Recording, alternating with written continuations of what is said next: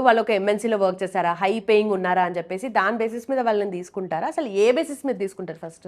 కంప్లీట్గా student centric delivery చేసే వాళ్ళని తీసుకుంటాం. ఒక ఎగ్జాంపుల్ కూడా చెప్తాను, నేను మెన్షన్ చేయను కానీ ఒక ట్రైనర్ వచ్చారు.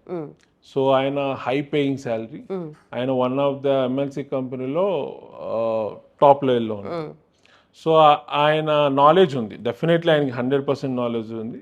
సో ఆయన బాగా ఇంటర్వ్యూలో కూడా పర్ఫామ్ చేశారు. కానీ ఎప్పుడైతే మేము ఆయనకు ఒక ఫస్ట్ బ్యాచ్ ఇచ్చామో, ఆయన ఏంటంటే స్టూడెంట్ అర్థమయ్యే లెవెల్లో కాకుండా కొంచెం హైయర్ లెవెల్లోకి వెళ్ళి డెలివరీ చేశారు. అప్పుడు ఏమైందంటే స్టూడెంట్స్కి ఆ కాన్సెప్ట్స్ అర్థం కాకపోయేసరికి అబ్రప్ట్గా స్టూడెంట్స్ ఆయన రిజెక్ట్ చేశారు. ఓకే.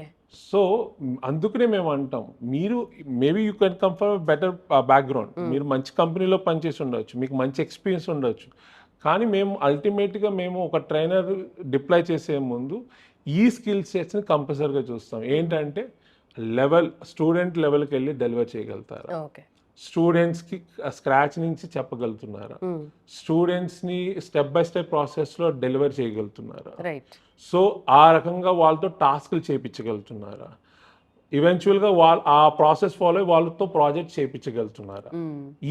ఈ ప్రాసెస్ ఎవరైతే ఫాలో అవుతారో వాళ్ళకి మేము హైయెస్ట్ ప్రయారిటీ ఇస్తాం.